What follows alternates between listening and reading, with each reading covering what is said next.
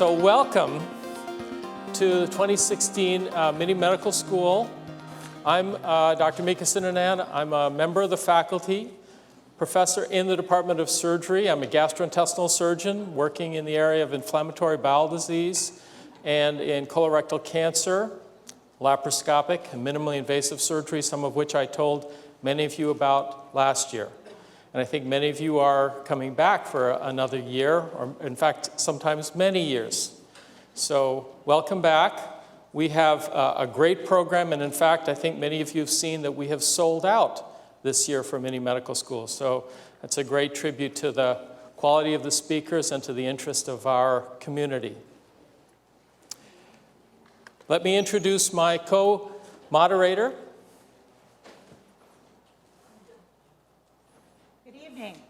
I'm delighted to be here and to co-host this with Mika to organize this series for you. I hope you'll enjoy it.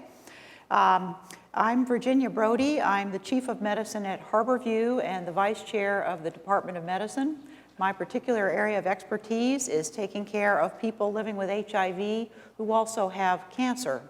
I'm very proud to work at Harborview, our trauma center, burn center, and where the mission of medicine is always before you.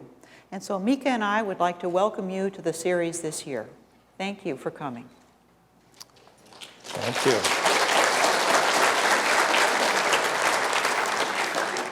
So you heard a little bit of a disclaimer at the beginning about taking photographs and video and so on. Another little disclaimer, just for those of you who are new, this series of 6 seminars doesn't actually give you a license to practice medicine, just in case you thought. Maybe in the areas that you hear about today in cancer map and cancer care development, but not generally. Though we invite your further interest and participation in future years. Let me tell you a little bit about UW Medicine. This slide here shows you all the entities that make up UW Medicine, including Harborview, UW Medical Center, Northwest Hospital, Valley, the neighborhood clinics, UW Physicians, of which I have the honor of serving as the president, the School of Medicine, and Airlift Northwest. Our mission for UW Medicine is to improve the health of the public. And the specific ways we do that, and many medical schools are part of that, are to advance medical knowledge, to provide outstanding primary and specialty care to the people of our region, and to prepare tomorrow's physicians, scientists, and healthcare professionals.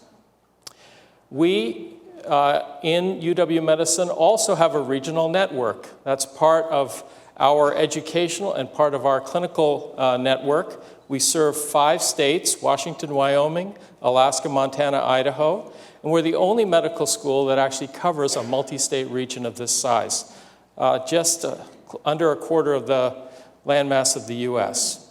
This program is considered to be a benchmark for academic models of training, and especially in primary and rural medicine care. And here's a map of the WWAMI states to just give you an idea about the scope of UW Medicine's coverage.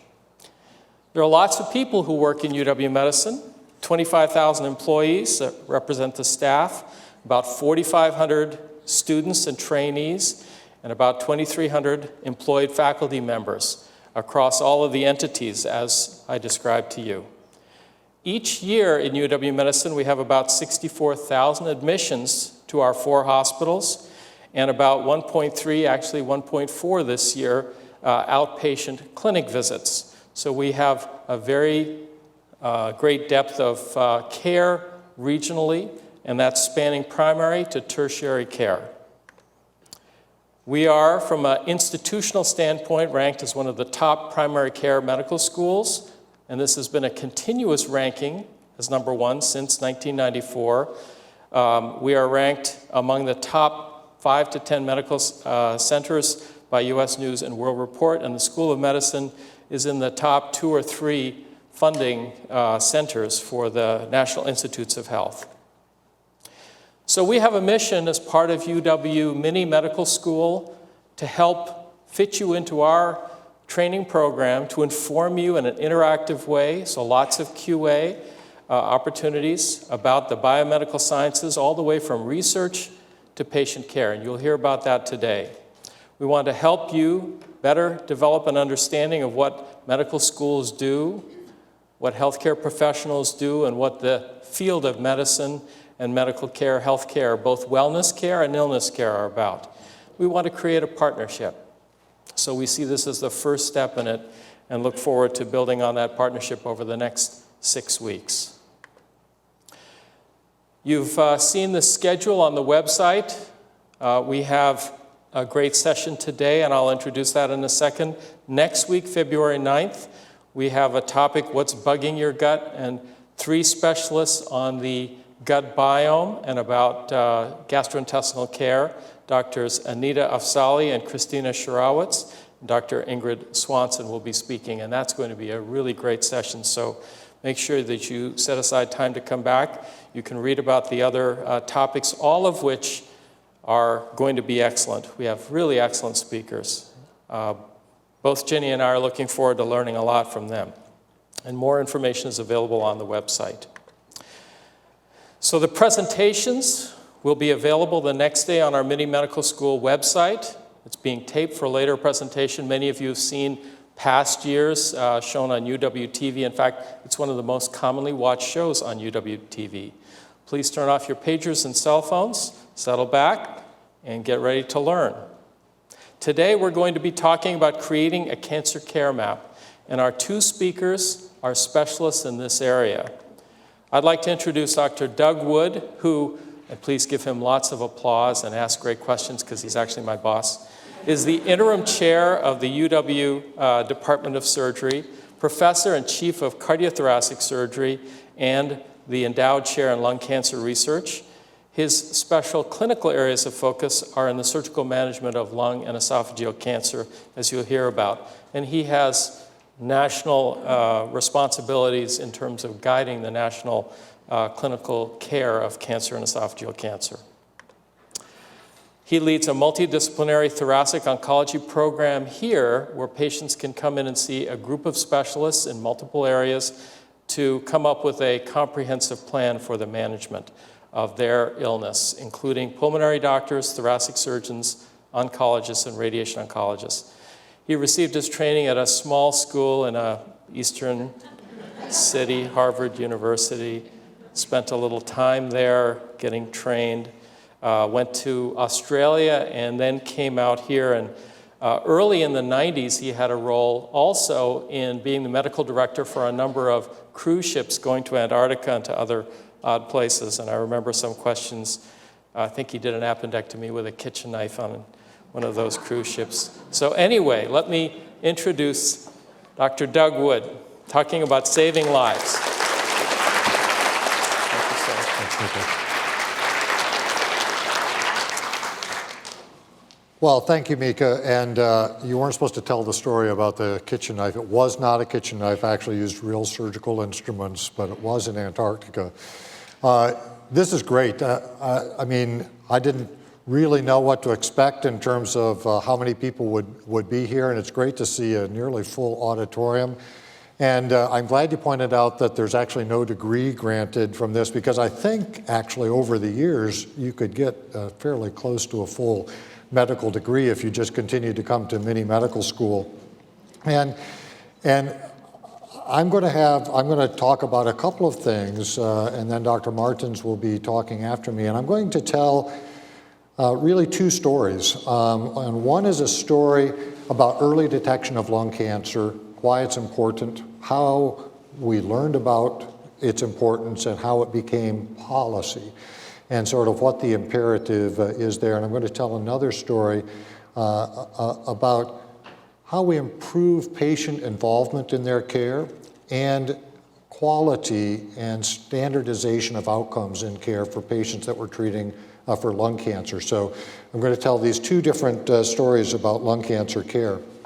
But I like to start off by telling people what a huge problem lung cancer is, because if we look at this graph, you can see at the top it says lung cancer is the leading cause of cancer death in every ethnic group, and that's for both men and women.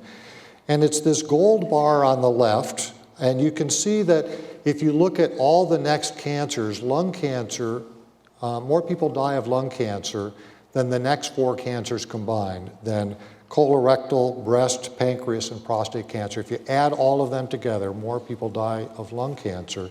And in fact, the 6th most common cause of cancer death is lung cancer in never smokers. So it's really an enormous problem, and in fact is second to heart disease. It's the number 2 cause of death in the United States overall. And you might say, well, why is that? Because we don't pay a lot of attention. I know we're not supposed to smoke, and we've taken cigarette ads off the TV. But if you look at other common cancers like breast, prostate, and colon, those were often detected in an early stage, and we have screening modalities for those to try to detect those cancers early. And if we look at the graph that's on your right, you can see that we can detect cancers of breast, prostate, and colon at an early stage fairly commonly, and they have much better outcomes when we detect them early than lung cancer, which most commonly we detect at a late stage, at a stage where we're usually not able to cure patients, although we're making a lot of progress even in late stage lung cancer. I'm very involved with a national organization called the National Comprehensive Cancer Network, which is really our main organization in the United States to provide guidelines for cancer care that tell doctors and other providers what should we do for patients with different cancer diagnoses and different stages of cancer. And you can see this said just 5 years ago, we do not recommend screening for lung cancer. And this, so just very recently, screening was not considered a part of the therapy for patients that would be at risk of lung cancer. And there's a good reason for that. It's not just because the people making those recommendations don't care. They actually care a lot. I'm one of those people. It's that we had done many studies using a chest x-ray to try to evaluate for lung cancer, and none of those studies showed any effectiveness in early detection that changed people's lives. But more recently, with a CT scan, there have been many studies that show that if we do low-dose CT scans, which I'll now just call CT scans, one can often identify early cancers and identify them at a stage where they're treatable and can have surgery or other curative intent therapy with a better chance for cure. But the problem is, although one could identify that that was possible to detect early cancers, it wasn't actually clear that it lowered mortality across a whole group of patients with lung cancer. And that might seem confusing, and I'm going to try to explain it in just a second. So when we're considering screening people for cancer or other disease, there's several things we're looking for. First of all, we'd like it to be a really sensitive test, meaning we'd like it to be able to detect a cancer or other illness with a high degree of accuracy. We'd also like it to only detect the things that were really important and not detect other things, what we call false positives. And that's often a problem with any type of cancer detection, is false positives, finding things that don't matter and then doing stuff about it that might actually hurt people. And then in terms of a social construct, we care whether it's cost effective and widely available. It's not that useful to have a screening test that costs $1 million and it's only available in 3 centers in the United States because it's not available to the general public. So I'm going to actually put out here a couple of really complicated concepts that often even doctors don't understand well, because I think it's important to recognize why there's a difference in screening that can appear to be effective but maybe doesn't have as much benefit as you might think. And I'm going to point out a couple of differences. So one is something that we call a lead time bias. That means it's an aberration of how we detect cancer in terms of how the outcomes are perceived. So we might have 2 people, maybe Dr. Martins and myself, and we're both going to get lung cancer. Sorry, Renato. And one of us gets a CT scan and identifies it today, and the other one doesn't get a CT scan and it's not identified until a year from now. But we both die 2 years from now. It would appear that because mine was detected today, that I lived 2 years, twice as long as Dr. Martins did from the time of his cancer being detected, but it's artificial. It was just because we looked for it, not because we actually did any better in caring for that patient. That's often a little complicated to understand, and maybe the bottom one, called overdiagnosis bias, can also be complicated to understand, but there are patients who will have lung cancer and never die from it. Now, one aspect is I might not make it home tonight because I might be in a car accident on the way home, even if I have lung cancer right now. But even more importantly, we've learned more and more that there are lung cancers that grow very slowly and may never affect someone's life. And what we'd like to know is, if we know those cancers and we have reasonable confidence that nobody's going to die from them, they might be something we can observe rather than treat. So these are the issues that confound some of the early studies in doing CT scans that make appearances of improvement.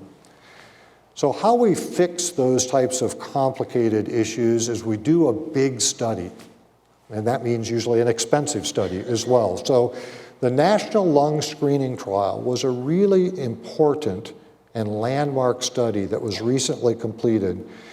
And I won't go through all of the details, but to tell you that there were over 53,000 people in the United States randomized to either get CT scans or chest x-rays.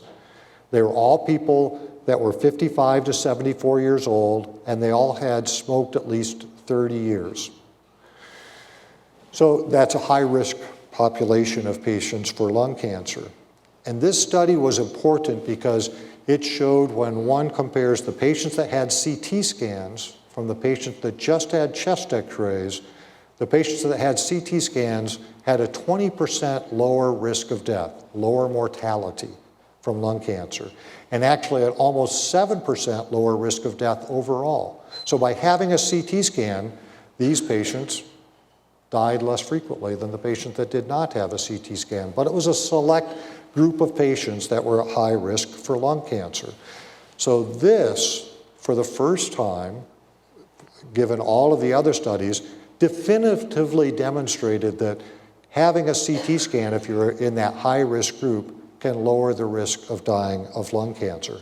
So a really important finding.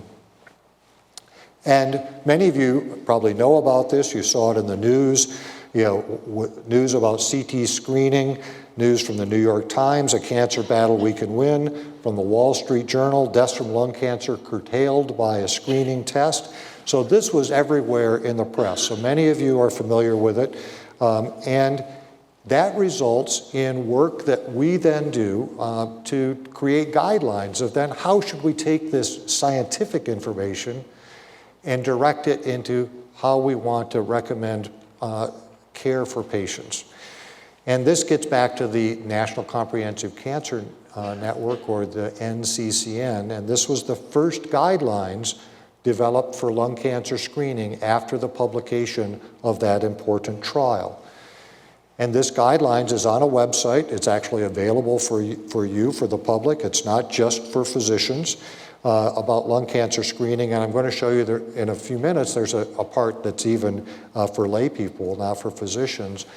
And I had the privilege of leading this panel that was made up of specialists in medical oncology, in pulmonary medicine, in thoracic surgery, in thoracic radiology, in family practice, in epidemiology, pathology. So I had a wide breadth of specialists from around the country that came together to create guidelines to help doctors and their patients know how to handle a risk for lung cancer and whether to be screened.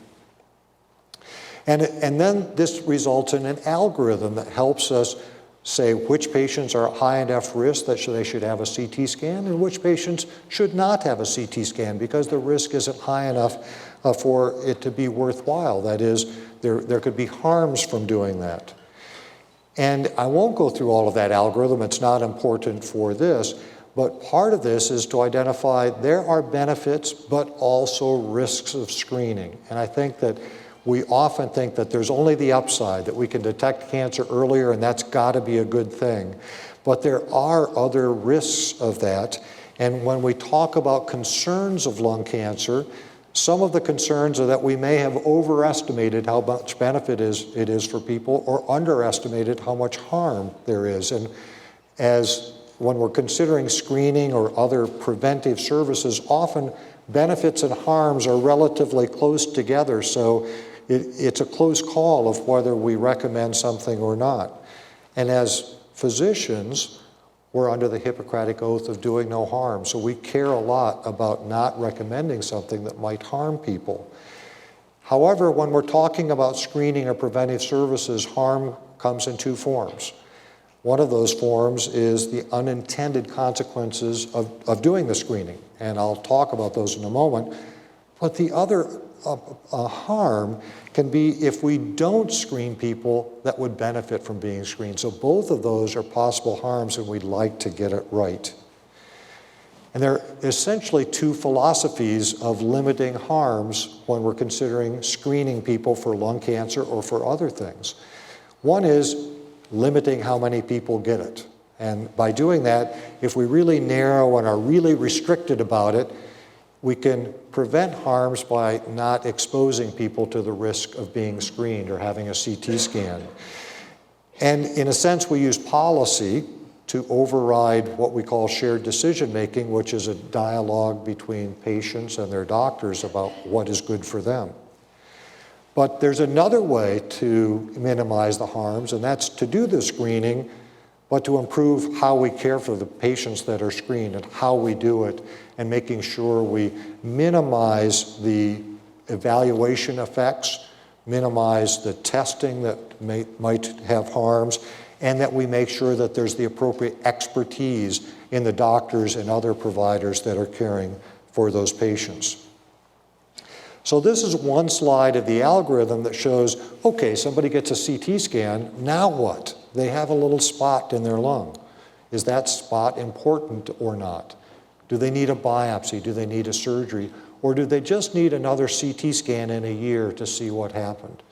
And we actually have recommendations exactly to help doctors and their patients know when it's this size nodule and it looks like this one can be observed for a period of time. It doesn't necessarily have to have another test. On the other hand, certain other nodules might be very concerning for cancer and need more invasive testing.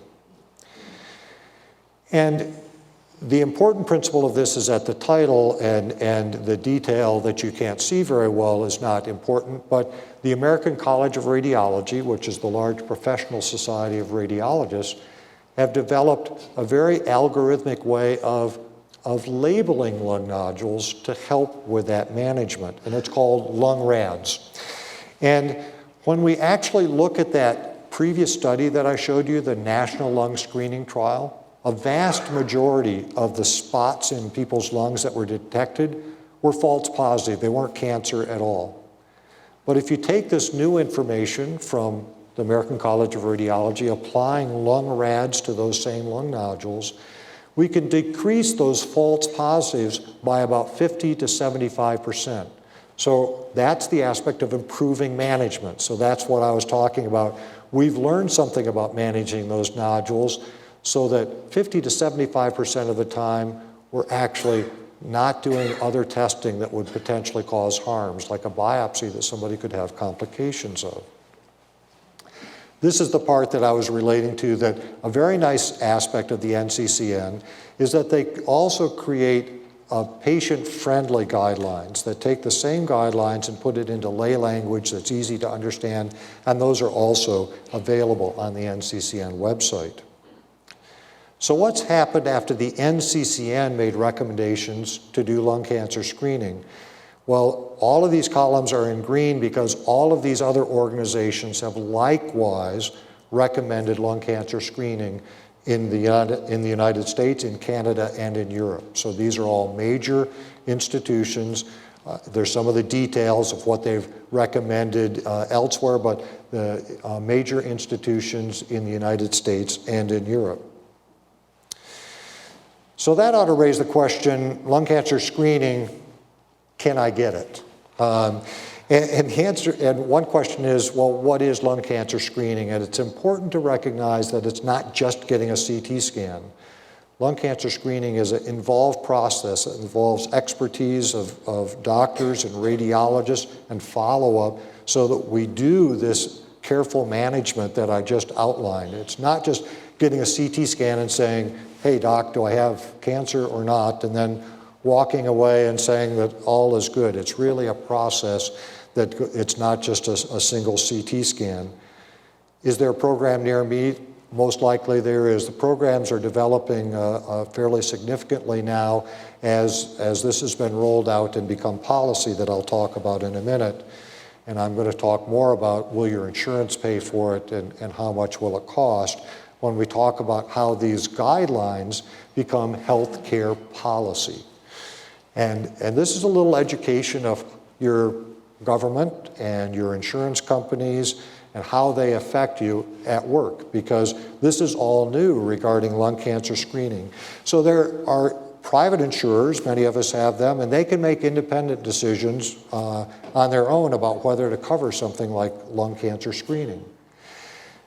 But the next line, the United States Preventive Services Task Force, USPSTF for short, is the national body that is assigned the task of creating guidelines for preventive services like lung cancer screening.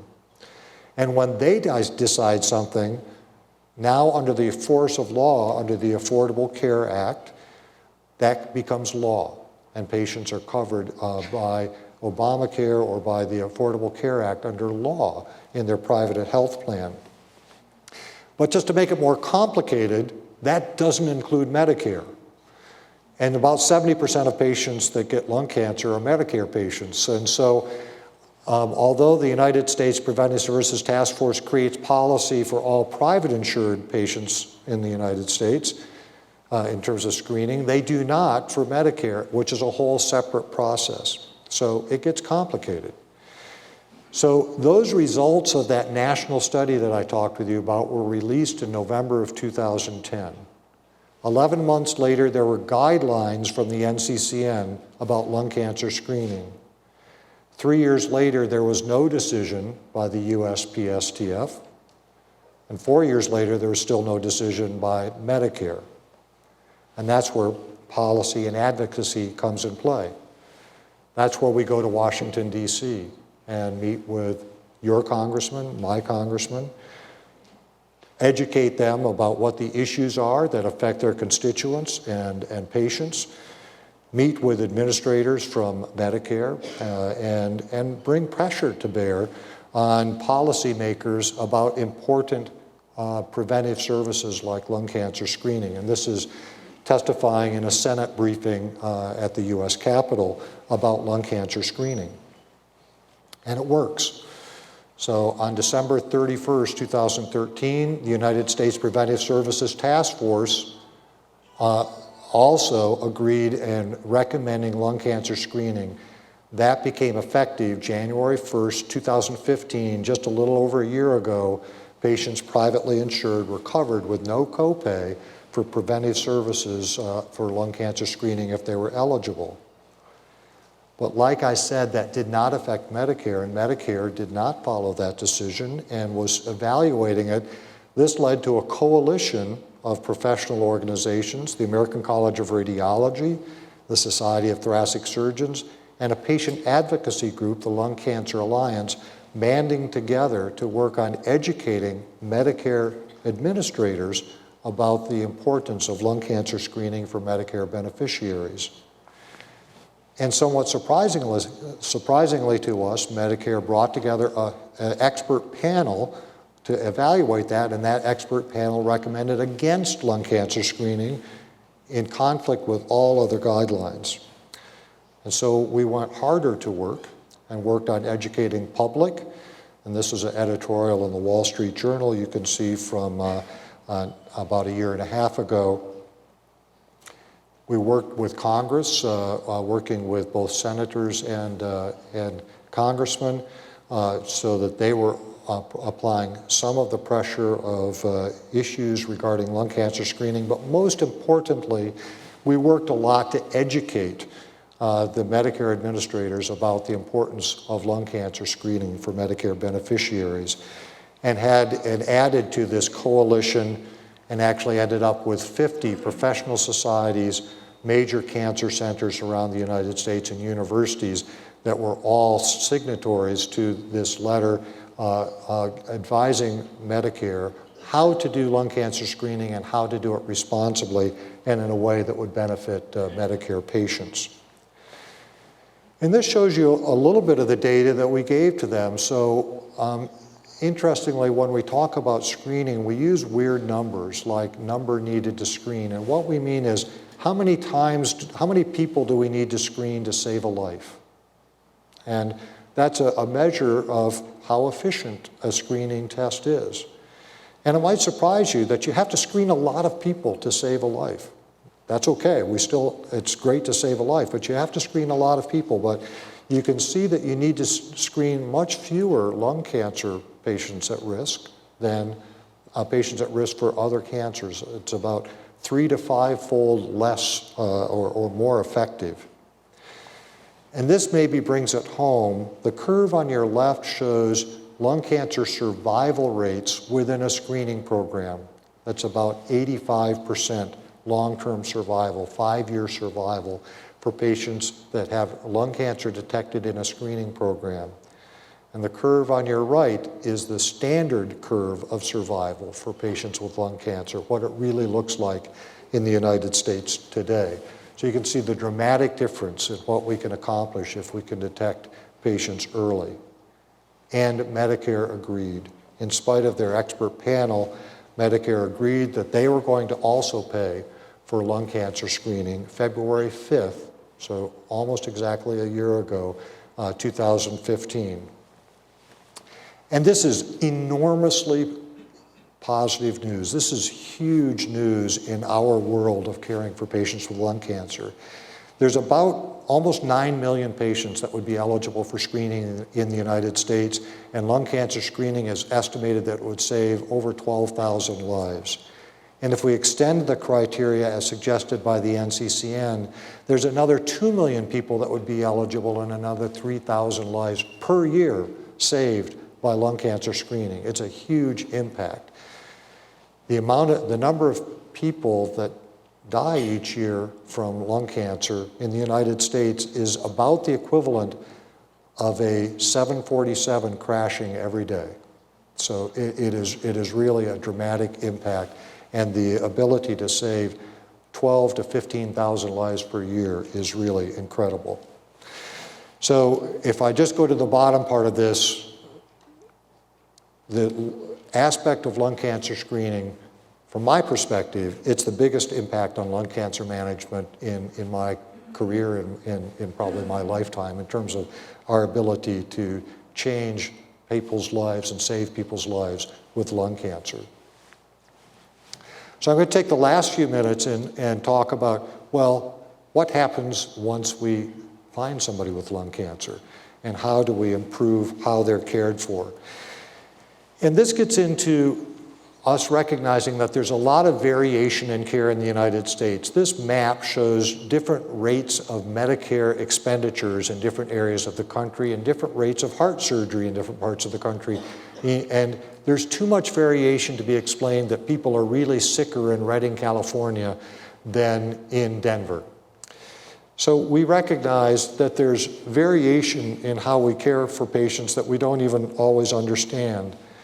Geisinger Clinic is a major medical center in Pennsylvania that wanted to tackle this and looked at it first with cardiac surgery, with coronary artery bypass grafting, and looked at what we call unjustified variation in care, things that we don't want to be different in, as well as something you're all familiar with as patients, is fragmentation of caregiving. You go to this doctor, and then you go to this doctor, and this doctor, and none of them seem to talk with each other, and perverse payment incentives of how we reimburse for health care, and often that the patient side is a passive recipient rather than an active participant in care. This led to a pilot project with heart bypass surgery that really involved a patient and their family, identified a number of areas where they wanted to accomplish certain aspects of care the same way every time, and that they were evidence-based, everyone agreed upon them, and they wanted to hardwire them into how they did things so that they would never miss on these things. And when they did that, they found that they decreased complications of patients by 21% and decreased readmissions to the hospital, which are somebody getting out of the hospital but coming back because of a problem, by 44%. Really a remarkable outcome. And then we can also look at other maybe less remarkable outcomes, but important ones from a social perspective. It decreased how long people were in the hospital and improved the financial performance of the hospital. And so insurers and hospital administrators care about that aspect as well. It not only allowed better care of patients, but also less expensive care of patients. And so Geisinger then did this for many other areas, for cataract surgery, for hip replacement, for diabetes care, but it was never done for cancer. And then they worked with the American College of Surgeons Commission on Cancer and said, we've done this in our institution in Pennsylvania. Can we do it elsewhere in the nation in multiple centers for cancer? And the answer is, let's try it for lung cancer. So that's where these two stories come together. And we evaluated patients being cared for lung cancer in the United States and found out that surprisingly, they did not get cared the same way, institution by institution, even though we had guidelines to tell people how to care for people. And we said, there's room for improvement. We can do better in terms of how we care for our patients.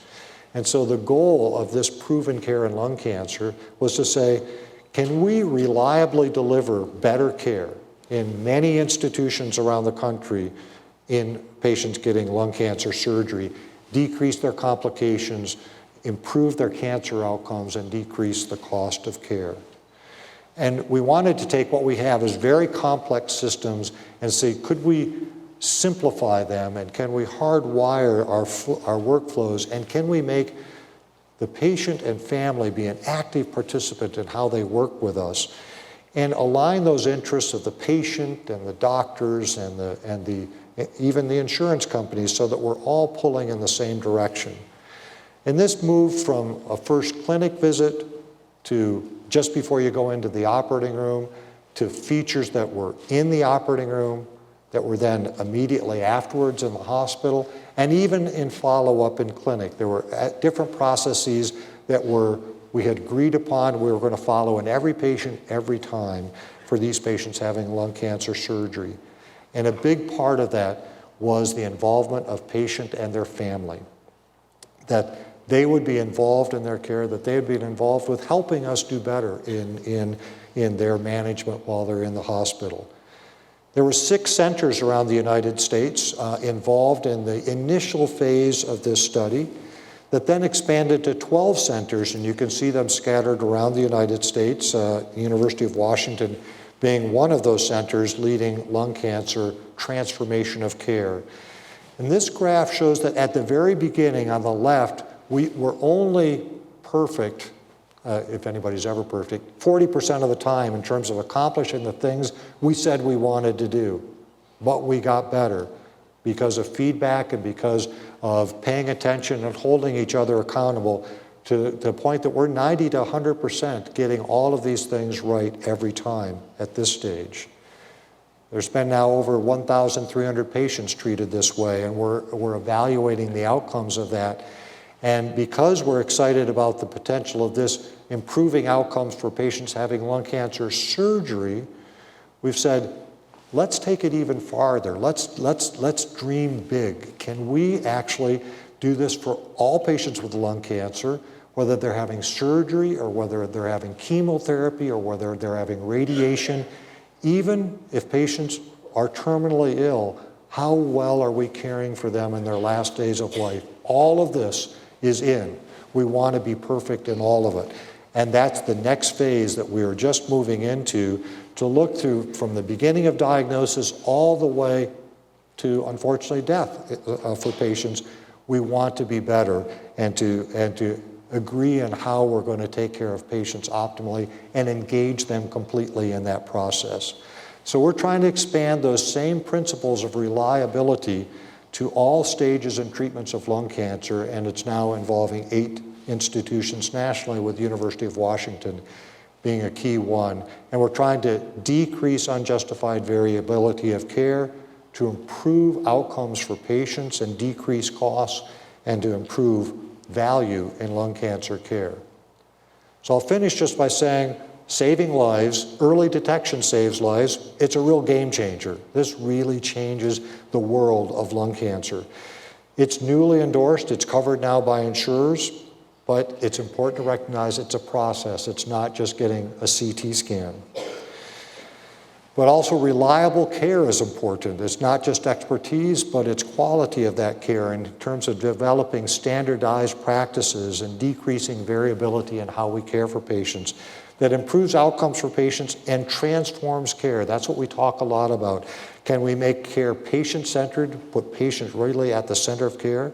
Can we be accountable for that and still financially responsible? And often those things are aligned. And in fact, when we get to the UW Medicine mission, which is to improve the health of the public, these things seem perfectly aligned with what our mission is here at UW Medicine. Early diagnosis decreases the impact of lung cancer. It improves the patient experience, it improves outcomes, and it's cost effective. And it has an impact at the individual level, obviously for the individual person that has better care or has a chance for cure where they might not have, but it has an impact on populations as well, because we can affect thousands of people, not just one. We like to affect one person at a time, but it's also terrific to know we're affecting a population at risk. And we want to accomplish it with a better patient experience and at less cost. Thank you very much.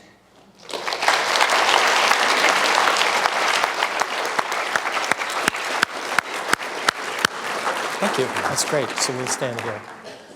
Thank you, Doug. So we're going to have some questions. I'd like to ask the audience how many people personally or their family or friends have been touched by cancer. Can you raise your hands? So take a look. You can see many hands. How about lung cancer specifically? Still dozens of people touched by this. So questions for Dr. Wood. We're going to take some time to ask him a few questions right now and see whether we can answer any specific questions for you. There are microphones, both sides. So I'll start while you're thinking about questions. You talked about lung cancer in patients who smoke and the targeted surveillance. What about people who don't smoke? What's the risk there, and what do people who have never taken up the habit, what should they care about? Well, it's a great question, and I think it's one that people worry about, particularly after they listen to a talk like I've just given. And the news that I put in the second slide shows that it is an important issue because it's the 6th most common cause of cancer death, but it's very low risk, meaning even though it's a prominent problem in society, and each individual has a very low individual risk of getting lung cancer if they don't have the risk factors relating almost purely to smoking. And because of that, those balances of harms and benefits of screening, the harms clearly outweigh the benefits for those patients, meaning the potential of unexpected findings that we would do things that would cause harm to patients are more significant than the potential benefit of detecting lung cancer in a patient that's never smoked. So we do not recommend screening for non-smokers because the trade-off doesn't seem to be there, and it's much more likely we're going to hurt them than help them by doing screening. Please. I've heard that they were either trying to develop or thinking of developing lung cancer screening with the saliva, just from someone's saliva. Yeah, so the question is, are there other detection methods like saliva? And yes, there's several methodologies that are considered for lung cancer screening, and sputum or saliva is one of them. It's not a very sensitive test, and so it has been used for a long, long time. It's actually been used longer than a CT scan, but like chest x-ray, it's not a very sensitive test. Interestingly, there are some very novel ways of detecting lung cancer that may be the move for the future, and that relates to the air that we exhale.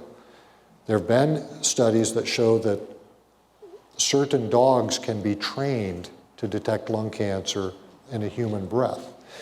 And if we can figure out what that is, and there's definitely research being done in this, we might be able to detect lung cancer by just exhaling into a machine rather than getting a CT scan. So there are other aspects on the horizon, and potentially blood tests, but as of yet, they're not available or not feasible for detecting lung cancer. Please. I wondered if you could expand on the other causes of lung cancer aside from smoking that might affect people who don't smoke. Aside from that, what other populations might be at risk, maybe construction workers or other occupations? Yeah, it's a very good question of other risk factors, and some of them may be obvious to you and others may not. So asbestos exposure is a significant risk factor for lung cancer independent of smoking, and that can relate to occupational exposure, for example. Secondhand smoke that people worry about is harder to judge because it's very hard to judge how intense that exposure is. And so although there's concerns about that, it's a little harder to quantify secondhand smoke.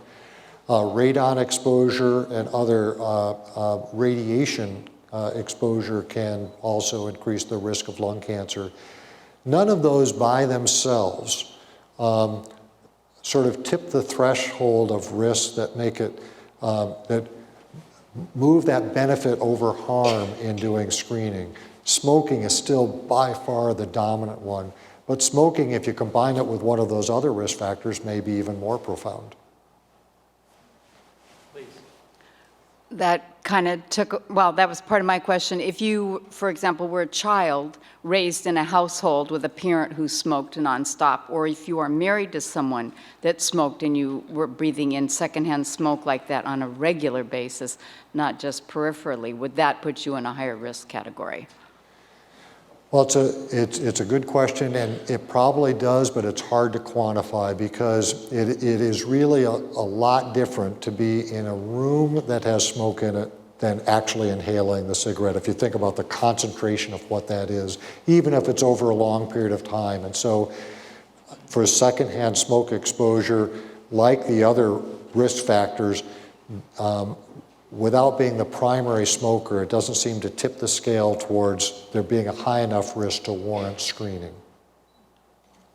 So this is Seattle, and we have liberal marijuana laws. What about marijuana smoking? They're not going to ask, but I will. Well, interestingly, I guess I shouldn't say this, but marijuana smoke is not known as a carcinogen for lung cancer. You can get other things, including infectious diseases from smoking marijuana that can be very serious as well. So it's not the same aspect, but there are other things that it exposes you to that become significant.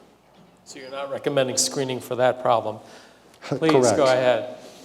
I'm not asking you to name names, but as far as that Medicare expert panel that didn't take the data or input of your expert panel into consideration for recommending the screening for Medicare, can you think of justifications other than cost that if they were saying that it was not beneficial? Yes, so how could they possibly not recommend screening is your question. And they are also doctors who have taken the Hippocratic Oath. they're really smart people. In fact, I think all of them smarter than me. And sometimes you can analyze so well that you outsmart yourself with something that's actually fairly straightforward. But the slide that I showed early on about these aspects of balancing risks and benefits and how close they can be and how people are concerned whether the benefits are overestimated or the risks are underestimated, it relates to that they said, well, this was a study. We think if it's in the country as a whole, people won't do as well as they did in the study, so it won't have the same impact when it's done broadly in Seattle as when it was done in these centers that did this study. So it mostly relates to believing the data, but that the data were not generalizable to policy. We disagreed with them. Last question. Yeah, I was wondering if there was any correlation between the chronic use of bronchodilators and the frequency of lung cancer. No, none that I'm aware of. I'm not aware of any relationship of bronchodilators and the development of lung cancer. So if you have asthma, you're safe. Safe from lung cancer anyway.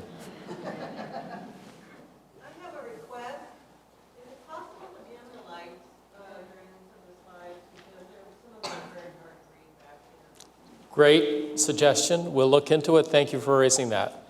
So what you've heard is a scientific question was asked, a study was performed with appropriate statistical validity to be able to answer the question. They answered the question, they published that information, but they didn't stop there. They said this is so important to the management that it has to, of this disease nationally, that it has to be raised to a policy and a guideline level. So first guidelines, then policy, and then escalated even beyond that so that the government incorporated it in the policies that the government and other payers use to help determine which care is paid for, which care is supported. So that's a progression with lots of patient and advocacy input, and it's a great demonstration of how the NIH funding, National Institutes of Care of Healthcare funding, actually supported a change in healthcare that helps many people, and it saved lives. We're going to hear another perspective on this in about 12 to 15 minutes. We're going to take a break right now. Please come back for Dr. Martins. Thank you.